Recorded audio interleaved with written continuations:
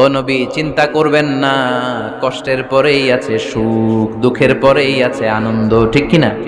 কষ্টের পরেই সুখ, সুখ এটা দুঃখের পরেই থাকে। আল্লাহ সেটআপটা এভাবেই করেছেন। দুঃখ, কষ্ট, বিপদ আর পরীক্ষায় মুমিন ভয় পায় না, কারণ মুমিনের হারাবার কিছু নাই, ঠিক কিনা?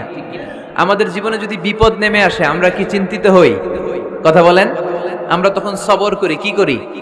আর সবরের সওয়াব আছে না নাই?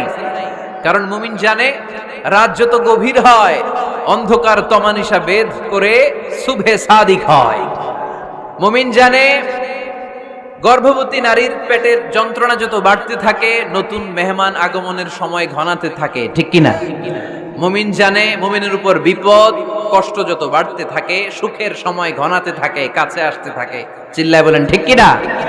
এজন্য আল্লাহ বললেন ফাইন্না মাআল উসরি ইউসরান, ইন্না মাআল উসরি ইউসরা। ও নবী, চিন্তা করবেন না, পেরেশান হবেন না। মাক্কি জীবনে আপনার দুঃখ কষ্ট, কিন্তু কিছুদিন পরেই মাদানী জীবনে আপনার জীবনে সুখ নামিয়ে দিবে কে? আপনার জীবনে আনন্দের বন্যা বইয়ে দিবে কে? মোটিভেশনাল সূরা, পেইন রিলিভিং সূরা।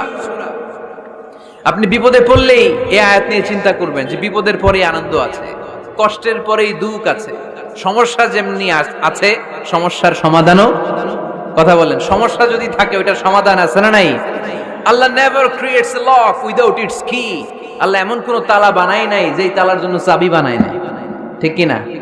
তালা যদি বানায়, ওই তালার কি আছে? সমস্যা যদি থাকে, ওইটার কি আছে? এজন্য কষ্টের পরে আনন্দ, দুঃখের পরে সুখ, চিন্তা করার সুযোগ নাই। সবশেষ আল্লাহ গাইডলাইন দিলেন। প্রথম গাইডলাইন, ফাইদা ফারাগতা ফানসাব ওয়া ইলা রাব্বিকা ফারগাব। ফাইদা ফারাগতা ফানসাব। হে নবী, যখন আপনি দাওয়াতি কাজ করে করে, রাষ্ট্রীয় কাজ করে করে একটু ফুরসাত পাবেন, অবসর পাবেন, ফানসাব ফিল ইবাদা, আপনি একটু ইবাদতে মশগুল হয়ে যান, আপনি একটু দোয়ায় মশগুল হয়ে যান। ওয়া ইলা রাব্বিকা ফারগাব, আর আপনার রবের দিকে মনোনিবেশ করুন। ব্যথা যদি পান, কষ্ট যদি পান, আমারে বলেন, অন্যরে বলেন না।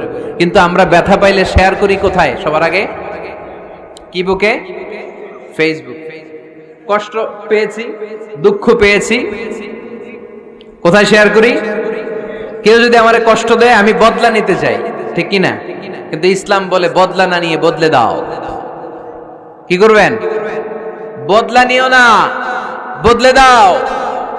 আল্লাহর কাছে বল, বন্ধুর কাছে বলার আগে, স্ত্রীর কাছে বলার আগে, ফেসবুকে শেয়ার করার আগে, কষ্টের কথা শেয়ার করব কার কাছে? বিশ্বনবী সাল্লাল্লাহু আলাইহি ওয়াসাল্লাম আমাদেরকে এটাই শিখিয়েছেন। এই শিক্ষা